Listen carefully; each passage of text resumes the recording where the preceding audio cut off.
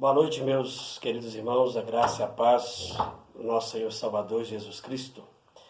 Estamos aqui para, mais uma vez, compartilhar com você a palavra do Senhor, pensando principalmente nesse horário de culto, 19 horas estaremos na igreja, junto com os irmãos, aquele culto maravilhoso, mas, infelizmente, por causa das circunstâncias, estamos aqui. Então, estaremos gravando as mensagens para que assim os irmãos sejam edificados por esta e tantas outras que os irmãos têm assistido.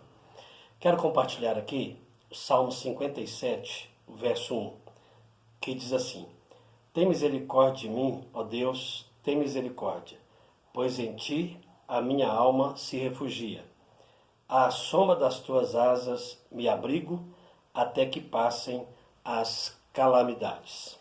Meus amados irmãos, nós estamos vivendo esses tempos mais difíceis em relação ao coronavírus e precisamos, logicamente, buscar na palavra de Deus a segurança para enfrentarmos esta crise. Então, eu quero falar com você, nesse versículo, qual deve ser a nossa postura ou o que fazer diante da crise. E nós vamos perceber que Davi, nesse salmo, tem muito a nos ensinar. Este salmo é escrito por ele. Observe que é um hino de louvor pela bondade de Deus sobre a vida dele, a vida de Davi. E ele relata aqui, quase como nós, ele está isolado dentro de uma caverna. Mais ou menos como Elias também se isolou em uma caverna, logicamente, circunstâncias diferentes. Ele estava fugindo de Saul, Elias estava fugindo de si mesmo, do ministério dele. E aqui nós estamos hoje também refugiados em casa, isolados em casa, por causa de uma enfermidade, de uma pandemia aí, mundial. Mas as expectativas nossas e a de Davi são as mesmas. É um tempo de reflexão, é um tempo de confiança, é um tempo de espera, é uma atitude que ele teve e que nós temos também diante da crise. Porque, irmãos, com certeza, todos nós vivemos um tempo antes da crise, estamos passando um tempo nesta crise e depois dela a nossa vida será outra. A gente vai melhorar, a gente vai analisar erros, nós vamos consertar algumas coisas, com certeza, e o mundo também, muita gente há de ser despertado por essa pandemia, para voltar os seus olhos mais para Deus, para a fé, para o amor ao próximo e tantas lições que certamente aprenderemos depois dessa crise. Mas o que fazer diante dela? Podemos aprender com o texto. Primeiramente, diante da crise, precisamos clamar a Deus por misericórdia. Clamar a Deus por misericórdia diante da crise. A palavra misericórdia, ela já afirma a nossa miséria, a nossa fragilidade, a nossa falta de méritos, sem dúvida. E é interessante que João Calvino, comentando esse salmo, ele diz que nesse momento, Davi, clamando a misericórdia de Deus, ele se encontra numa situação de profunda tristeza, ansiedade e apreensão. Todos nós estamos passando por isso, querido. O nosso coração, ele certamente está triste por tudo aquilo que vemos acontecer. Nós estamos passando por um período de ansiedade, até quando vai essa pandemia, e nós estamos apreensivos do que ainda pode acontecer. Então, Davi clama a misericórdia, porque a misericórdia de Deus, ela é aquilo que, de fato, dá esperança em um Deus que pode mudar uma situação. Esta foi também a palavra de Jeremias, quando ele se refugia na misericórdia de Deus, clama por ela e diz que ela se renova a cada manhã. E a nossa expectativa é esta: confiados na misericórdia de Deus e que se renovam cada manhã, meus amados, cremos em um Deus que pode mudar essa circunstância, essa situação ainda nesta semana. É um Deus que pode agir, porque Ele é o nosso Deus e é o Deus misericordioso. Então, diante da crise, você precisa clamar a Deus por misericórdia. Segundo lugar, diante da crise, precisamos de refúgio. Então, Davi está dizendo aqui que a alma dele se refugiava em Deus. E ele está, meu amado irmão, na caverna. Aí eu pergunto, qual é a segurança de Davi na caverna? Nenhuma. Porque ele tem poucos soldados, um exército menor, armamento menor. E Davi sabe das suas fraquezas, sabe das suas necessidades. E é por isso que ele olha para dentro de si. Ele diz que a sua alma encontra refúgio e abrigo. Abrigo e refúgio, querido. Duas palavras usadas por ele, mas que não se referem exatamente a locais. Nós sabemos que hoje, no isolamento, a nossa casa tem sido nosso abrigo e nosso refúgio. A nossa família tem sido nosso abrigo e o nosso refúgio. Amigos têm sido abrigo e refúgio. Mas Davi está olhando aqui, não para circunstâncias, nem para pessoas, mas olhando para dentro dele. Ele vai dizer, a minha alma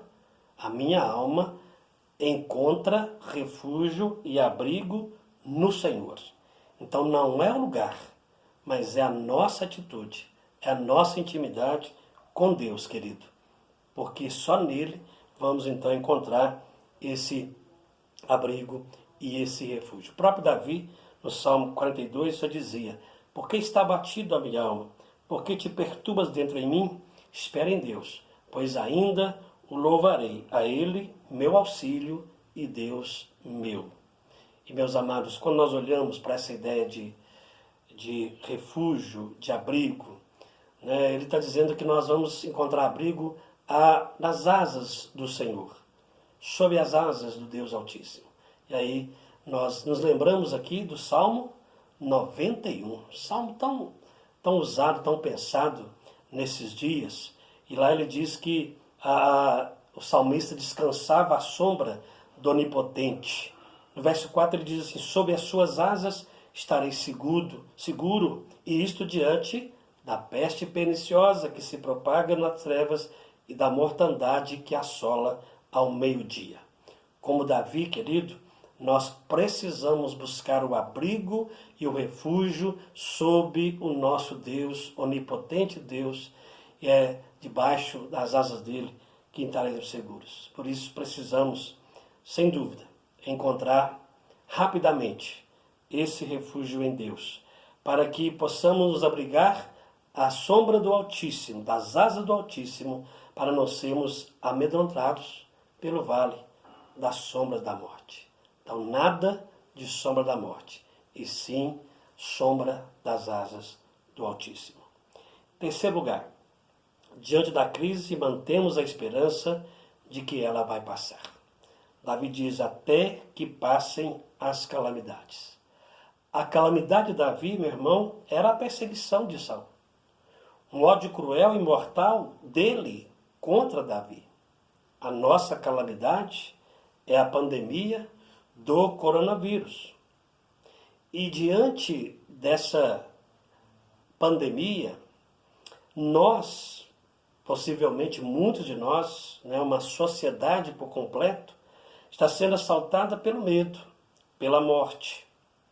Mas este é o tempo de nós olharmos também para outras questões. Exemplo, esse é o tempo permitido por Deus. Esse é o tempo do cumprimento de Eclesiastes 3, onde ali o sábio já dizia, tratando desse tempo que é determinado pelos propósitos de Deus, ele diz, exemplo, esse é o tempo de chorar, esse é o tempo de morrer para muitos, infelizmente, esse é o tempo de afastar-se de abraçar, esse é o tempo de estar calado, sem dúvida. Mas ainda Jesus vai nos dizer lá em Lucas que este é um tempo que é chamado de princípio das dores. É um tempo que antecede a segunda vinda de Jesus. como diz Lucas 21, tempo que haveria grandes terremotos, epidemias e fomes em vários lugares, coisas espantosas e grandes sinais do céu. Coronavírus, meus amados irmãos, é um dos sinais que precedem a segunda vinda. Mas ele não é o último sinal. Certamente muitos ainda virão. Como nós já tivemos na história do mundo, a peste negra, a febre amarela, o HIV, e agora estamos vivendo mundialmente esta pandemia. Mas epidemias várias que nós já tivemos conhecimento. Então, é um sinal que está acontecendo, não é o último, outros virão, até que Jesus possa voltar. Por isso que nesse momento é tempo de orarmos preventivamente.